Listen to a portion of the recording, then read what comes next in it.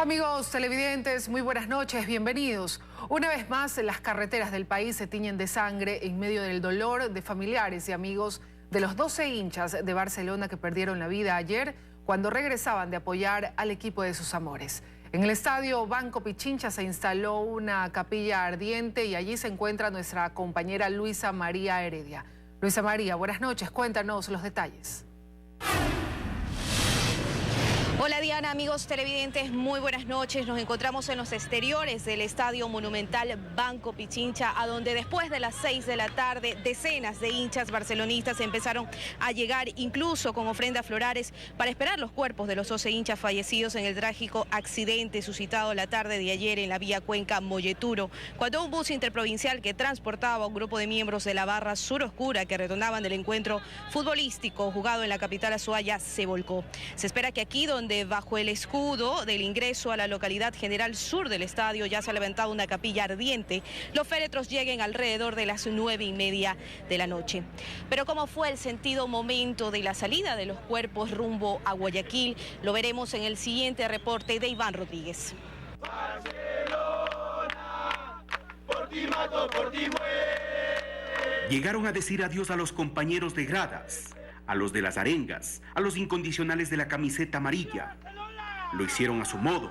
Ocurrió previo a la salida de los cuerpos de los 12 hinchas que murieron este domingo en el trágico accidente de tránsito en la vía Cuenca-Molleturo en el kilómetro 55. Lo único que le pide la hinchada a los jugadores es que ahora ellos tienen que dejar la vida en la cancha. Luego de los trámites de ley en el centro forense de Cuenca, las carrozas fúnebres emprendieron el triste retorno hasta el puerto principal. Deja 3 niños. Ella siempre apoyaba a la barra. Siempre, ella es socia. Momentos de angustia y dolor se vivió en las instalaciones del centro forense. Hasta allí llegó el presidente de Barcelona y gobernador del Guayas. Hemos dispuesto que se organice una capilla ardiente en el Estadio Monumental para recibir los cuerpos. En tanto, los familiares de las personas fallecidas y de los heridos esperan se investiguen las causas exactas de este trágico accidente. Y es que se conoce que el conductor del colectivo que logró sobrevivir abandonó el lugar del accidente tras los hechos. Los heridos, mientras tanto, se recuperan en diferentes casas de salud. La mayoría ya fueron dados de alta, aunque hay 3 en cuidados intensivos. Todavía van a permanecer en el hospital Vicente Corral, otro en el Homero Castañer y un hospital o unos 2 pacientes también en el IES. Hay uno en cuidados intensivos de la Clínica Santana. La solidaridad de los cuencanos en estos duros momentos no se hizo esperar. Un señor dice que lo que le venimos a dar es café, almuerzo y merienda. ¿Y qué nomás les han dado? Es solo lo que les damos es una colita y un pancito. En Cuenca, Iván Rodríguez, 24 horas. Cabe mencionar también que la Agencia Nacional de Tránsito ya impuso una sanción a la cooperativa Señor de los Milagros, a la que pertenecía la unidad que se accidentó y dejó también 30 heridos. Los detalles en la siguiente nota.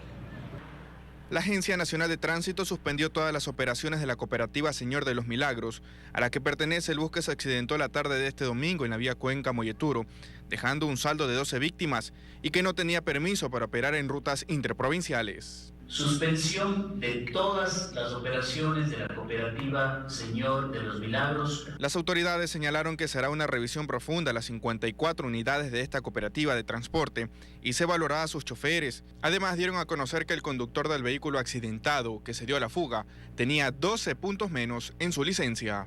La revisión técnica vehicular de todas las unidades de la operadora. El conductor de la unidad siniestrada es el señor Ángel Omar Rivas Vélez. El señor tenía 18 puntos en su licencia de los 30 puntos. Isaac Jacome, 24 horas.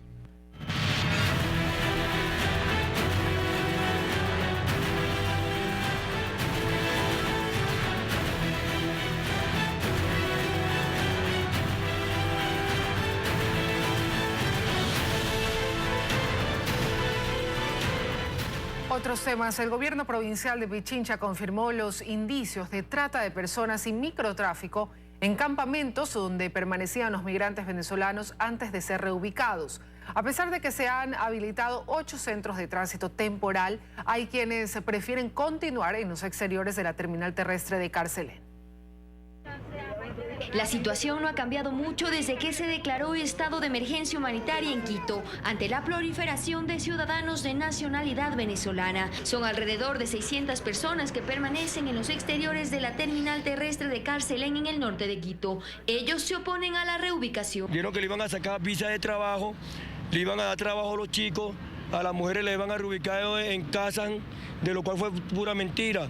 Vamos a las 7 de la mañana, a las 12 del día, y a las 12 del día comes y te regresas para la calle con tus bolsos y tus cosas. ¿Dónde vamos a estar nosotros así con esos bolsos? Pero ese no es el mayor inconveniente. Fue el prefecto de Pichincha, Gustavo Baroja, quien confirmó los indicios de trata de personas y microtráfico en los campamentos improvisados. Lo hizo durante la mesa de movilidad humana que se instaló en el gobierno provincial de Pichincha. Y tendrá que el Ministerio del Interior, obviamente, actuar donde deba actuar y con la dureza que tenga que hacerlo, porque están usufructuando de esta tragedia para su propio beneficio. Allí además informó que desde la prefectura se han atendido a 746 venezolanos en el último mes en la terminal de Carcelén. 39 casos de epilepsia, 54 mujeres embarazadas con probable diagnóstico de infección en vías urinarias, 20 pacientes diabéticos, 16 pacientes LGBTI con diagnóstico de VIH. Son un total de 8 centros de tránsito temporal que se han activado, de los cuales 5 ya están ocupados. Allí podrán permanecer un máximo de 5 días. Sin embargo, para poder salir deberán tener ya una alternativa. No, la una es que desean continuar su trayecto hacia alguna otra parte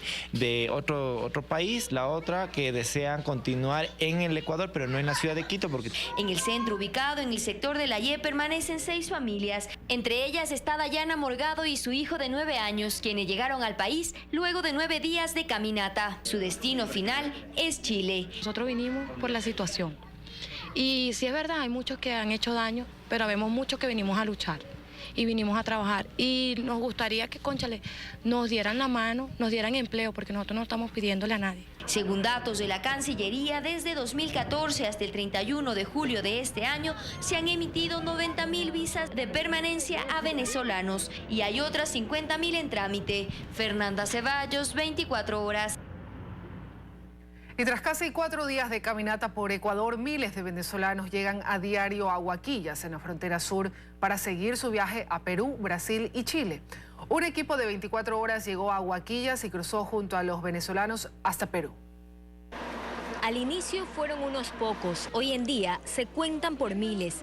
Tras cruzar de Colombia el puente Rumichaca y llegar a Ecuador, a un venezolano en promedio le toma 4 días arribar a Huaquillas, el extremo sur del país. Bueno, mochilero, caminando, autobús. No hay papel moneda, no hay puntos, no hay tarjeta. ¿Cómo compra la gente comida? No pueden comprar comida, nada. Están como que presos, pues. El Centro Binacional de Atención Fronteriza en Huaquillas recibe a diario a más de 1.500 venezolanos. Aquí más o menos hay un aproximado de cada 30 minutos llegan unas 80 personas.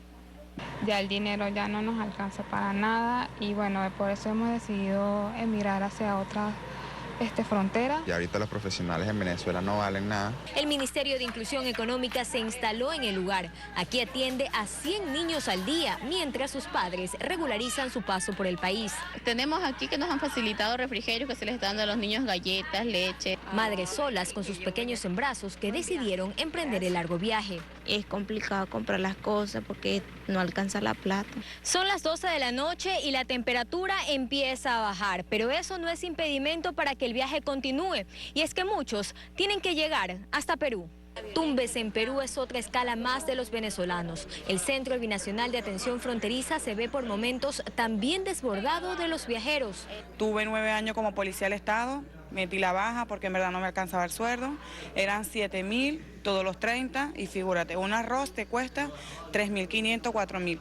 El efectivo ya no existe en Venezuela, hay que comprarlo. Según cifras oficiales, en lo que va de este año han ingresado a Ecuador más de 540.000 venezolanos, 3 veces más que en el mismo periodo del 2017. En una próxima entrega les contamos las historias de los venezolanos que se quedan en Ecuador. Con cámara de Edison Choco desde Huaquillas, frontera con Perú, Joana Ramos, 24 horas. Mientras tanto, en la frontera norte, la emergencia decretada la semana pasada terminó con el caos y la congestión, pero continúan llegando venezolanos a Rumichaca. El ingreso de venezolanos por Rumichaca se mantiene sobre los 4.000 migrantes al día, pero ya no se evidencian mareas humanas en el límite fronterizo por el incremento de ventanillas en migración y ordenamiento de los migrantes. Pues súper más rápido, que la frontera con Colombia, apareció rápido. Precisamente es en el vecino país donde tienen que permanecer días enteros para sellar sus pasaportes e ingresar a territorio ecuatoriano. Claro, quisiera que la cola fuera un poquito más rápida, pero bueno, eso es lo que nos toca vivir. Inconvenientes que no terminan en esta frontera porque el destino de la mayoría es Perú y Chile, con el anhelo de conseguir estabilidad laboral para el sustento de quienes aún permanecen en Venezuela. Sí, por el bienestar de ellos, porque así uno trabaja allá y le manda plata para allá. El decreto de emergencia moviliza todos los recursos necesarios a Rumichaca para atención de los migrantes, principalmente en tema de salud, con entrega de medicinas y vacunas de forma permanente. Sí, se está brindando la atención a todas las edades, ¿no? Niños, adultos mayores, mujeres. Esto de verdad es una ayuda bastante grande para nosotros los venezolanos. En Venezuela desde hace muchísimo tiempo esto no se ve, de verdad. Uno de los tantos motivos que lleva a los venezolanos a migrar de su país. Un día Venezuela va a ser un país sin gente. Por ello, el movimiento migratorio en esta frontera no termina. En Rumichaca, Jairo Jacome Ortega, 24 horas. El presidente Lenín Moreno reiteró el respaldo de su gobierno a los migrantes venezolanos que llegan a nuestro país. Aseguró que se están tomando las decisiones adecuadas para manejar la situación. El derecho a ser feliz que tenemos todos. Fue su primer pronunciamiento tras el aumento significativo del ingreso de venezolanos registrado la semana pasada, que llevó incluso a la declaratoria de emergencia en 3 provincias de nuestro país. El presidente Lenín Moreno reitera el respaldo de su gobierno a los migrantes. Se desplazan buscando un destino incierto porque nadie abandona la tierra amada por voluntad propia. Pues no es por voluntad propia que ellos la han abandonado. Y lo menos que podemos hacer nosotros como seres humanos solidarios que somos los ecuatorianos es darles toda nuestra protección y todo nuestro cariño. ¿Se van a tomar nuevas decisiones ya? Se están tomando ya las decisiones adecuadas. La representante de ACNUR en Ecuador reconoció que el pico de flujo de venezolanos que se registró la semana pasada no ha bajado, pero asegura que Ecuador está preparado para brindar atención a los extranjeros. El Ecuador sí está preparado y está reforzando su preparación. Creo que la declaratoria de emergencia era muy importante porque nos permite, por un lado, le permite al Estado adicionar más recursos a lo que ya estaban haciendo en su respuesta.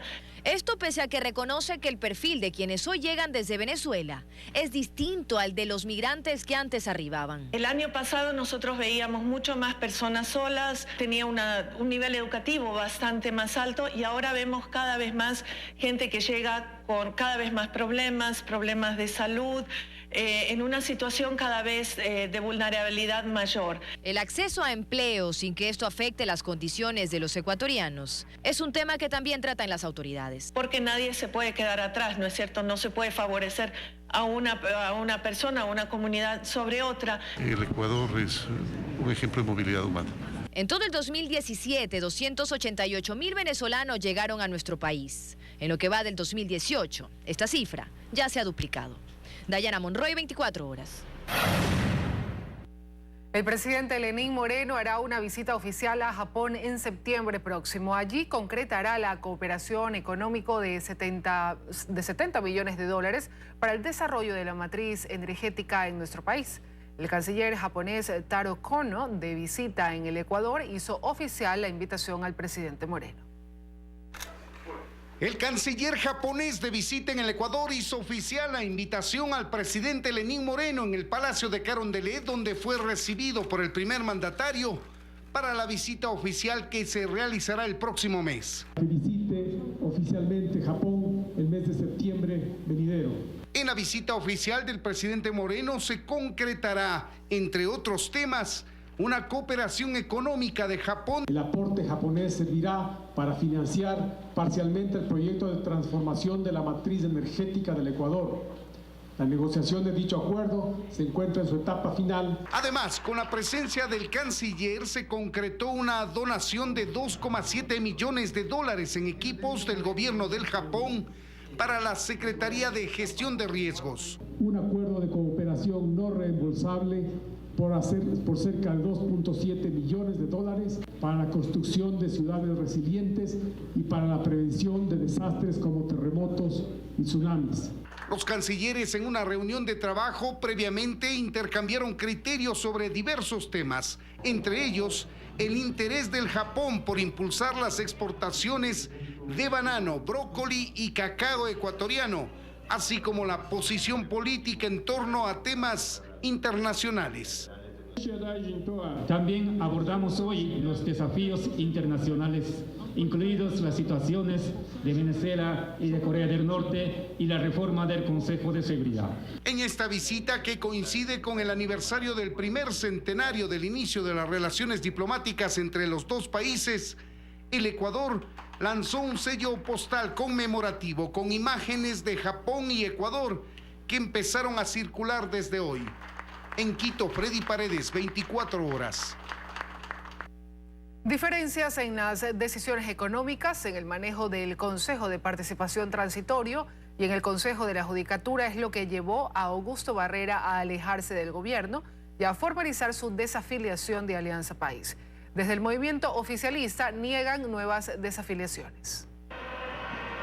Dejar de ser parte del gobierno no fue suficiente para Augusto Barrera. Él quiso dejar de formar parte de Alianza País. Su renuncia como secretario de Educación Superior vino acompañada de su desafiliación como adherente fundador del movimiento oficialista. Básicamente, durante las últimas semanas he tenido, creo que es público, pero también ha sido fundamentalmente una posición interna, algunos matices, algunas visiones que no necesariamente son compatibles con decisiones que se han tomado y se tomarán. Se refiere al debate que existe en el interior del gobierno frente a la posibilidad de eliminar el subsidio al combustible. Aunque Barrera además está en desacuerdo con otras cosas. El manejo del Consejo de Participación Ciudadana Transitorio y del Consejo de la Judicatura. Fundamental que se modifica tal o cual institución por su filiación política y luego ponemos a personas que tienen clarísima afiliación política, pero de otro sector. Y desde Alianza País se rechazan los argumentos que da Augusto Barrera y aseguran que tras su desafiliación no se vendrán nuevas desafiliaciones de otros rostros fuertes del movimiento político. Bueno, no hemos sabido de que otros compañeros quieran desafiliarse del movimiento de Alianza País, y lo que sí tenemos claro es que hay muchas personas, muchos líderes territoriales que quieren ser parte del movimiento de Alianza País. Lo que no descartan son futuros cambios en el gabinete. Por su parte, los correístas, quienes se fueron antes de AP, creen que la renuncia de Barrera, si es por principios, llega un año tarde. Recién reaccione. Más bien me inclino a pensar de que están pensando es con cálculos en el 2019. Creo que en Alianza País no va a haber cabida para muchos. Se ha ofrecido demasiado. Le han incumplido a mucha gente y le van a seguir incumpliendo. Los comentarios de la división en el interior del gobierno y de Alianza País se intensificaron con la creación del colectivo Vamos, que impulsa Augusto Barrera, con la intención de promover un frente de centro-izquierda. Intención de la que también hablaban en Alianza País. Dayana Monroy, 24 horas. El Pleno del Consejo de Participación Ciudadana y Control Social Transitorio designó a Sofía Margarita Hernández Naranjo como nueva superintendenta de Economía Popular y Solidaria, luego de negar las objeciones presentadas. Además, este lunes venció el plazo para que los miembros de la Corte Constitucional presenten sus observaciones al informe de los comisionados. Su presidente espera esas observaciones para tomar una decisión. De estudiar las hojas y la labor por ellos cumplida y la forma como han cumplido sus funciones. No es nuestra opinión todavía. Nuestra opinión saldrá al tomar la resolución definitiva. Y seguimos con más noticias. El ministro de Hidrocarburos, Carlos Pérez, confirmó que los desechos químicos de la refinería de Esmeraldas se están almacenando con las seguridades correspondientes en la planta industrial. El Estado rompió unilateralmente con la empresa que se encargaba de evacuar estos químicos al exterior. El constante sonido de estas máquinas mecánicas las 24 horas del día removiendo estos montículos de tierra en el mismo lugar alertó a los esmeraldeños.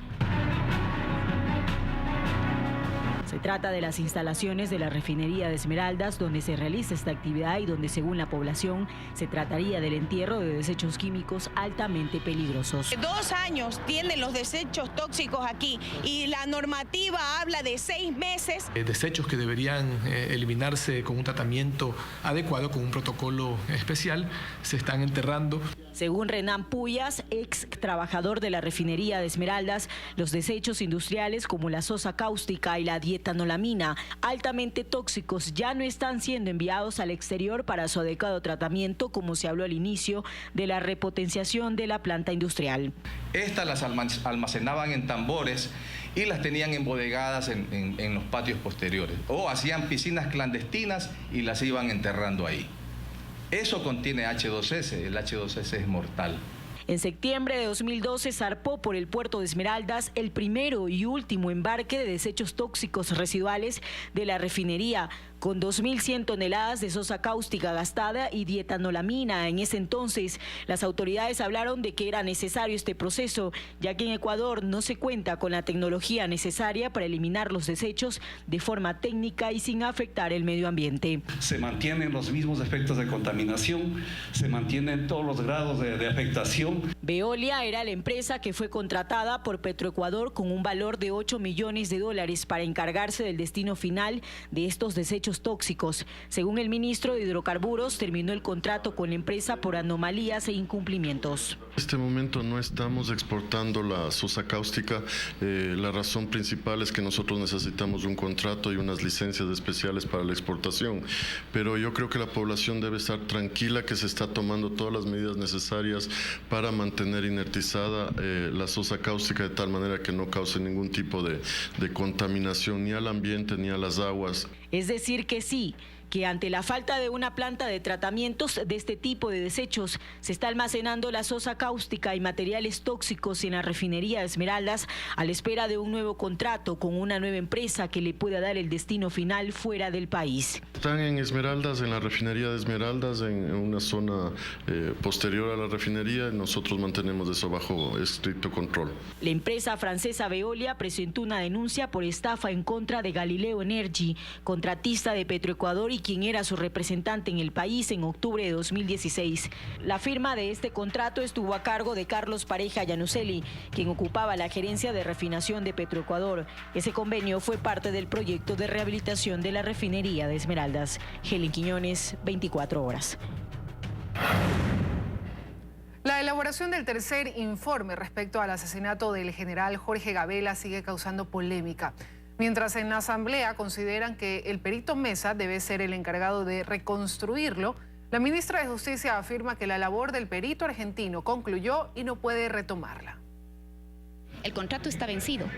Hay una prohibición para volver a contratar con el mismo objeto. Fue esta declaración la que hizo que los miembros de la comisión multipartidista que analiza el asesinato del general Jorge Gabela busquen un mecanismo jurídico para lograr que el perito Roberto Mesa reconstruya el tercer producto y con ello conocer luego de 7 años el móvil del delito. Legalmente hay una vía en la cual será la Fiscalía General del Estado quien proceda a contratar al perito Mesa. Más por agilidad, por el tiempo. Según el presidente de la comisión, César Litardo, a esta conclusión se llegó luego de mantener una reunión con el Contralor General subrogante Pablo Celi. En vista de que en este momento es la Fiscalía que tiene abierto un expediente y que se ha certificado de que ese expediente no se encuentra en ningún lado, debería hacerse por la importancia del caso una reconstrucción. Porque si viene el perito Mesa y elabora el tercer informe y lo entrega directamente a la Fiscalía General de la Nación, pues la Fiscalía lo único que tiene que hacer es actuar conforme a la ley. A pesar de que se tenía prevista la comparecencia del expresidente Rafael Correa durante la sesión número 12 de esta comisión, fue mediante el exsecretario jurídico de la presidencia, Alexis Mera, que el exmandatario solicitó ser recibido vía Skype este martes a las 15:30. Después de la comparecencia del expresidente Correa, será también la comparecencia del perito Roberto Mesa. Lo único que sí tengo fe es que por fin vamos a ver una luz al final de ese túnel. En Quito, Daniela Valencia, 24 horas. El superintendente de comunicación encargado pedirá un alcance a la Contraloría para el examen especial que ese organismo realizó a la Supercom y detalló falencias en la administración de Carlos Ochoa. También habló de las sanciones a medios privados. Que en su evaluación a la Supercom, entre otras cosas, encontró lo que siempre se denunció, anunció el superintendente de información encargado. Por ejemplo, que la propia superintendencia se sienta ofendida, la superintendencia inicia el trámite, sustancia el procedimiento, se sanciona y pretendía en un momento determinado incluso cobrar la multa. Mínimamente una aberración jurídica. Solamente teniendo esa idea se podría justificar la revisión de actos administrativos. Es decir, que la Supercom de Carlos Ochoa actuaba como juez y parte, y lo que ya tienen claro es el comportamiento que tenían las autoridades anteriores en cuanto a actos sancionatorios. No todos los procesos se sustanciaban con la misma celeridad y con los mismos efectos. Desde el 2014 al 2018 hubo 1.188 procedimientos administrativos en la Supercom. De estos, 147 fueron desechados, 317 archivados y 706 sancionados. Entre las sanciones fueron 428 las pecuniarias, lo que da un total de $2.980.000 en multas. Según el superintendente, los últimos 2 años marcan una idea de lo que pudo estar pasando. No creo que el comportamiento de los medios de comunicación, si ese fuera el caso de transgresión a la norma, haya cambiado. Jurídicamente se analicen esos actos administrativos, hacer respetar los derechos y si estos son vulnerados, buscar su reparación. En el ámbito administrativo financiero, dijo el superintendente encargado que detectaron aspectos que merecen comentarios adicionales y acciones para pedir alcances a la Contraloría General del Estado al examen especial. Un cierto abuso de las contrataciones por ínfima cuantía, revisar varios contratos de consultoría. Su permanencia depende del Consejo de Participación Transitorio, como también de la aprobación de las reformas a la Ley Orgánica de Comunicación que elimina esta superintendencia. En Quito, María Gracia Costa, 24 horas. Las copias simples de la cédula de identidad y de la papeleta de votación ya no serán necesarias en los trámites que realicen los ecuatorianos en las instituciones públicas. En 15 días, la Dirección Nacional de Registro de Datos Públicos deberá habilitar el acceso a la base de datos del Registro Civil y del Consejo Nacional Electoral para que las instituciones puedan acceder a la información de los ciudadanos y evitar requisitos innecesarios.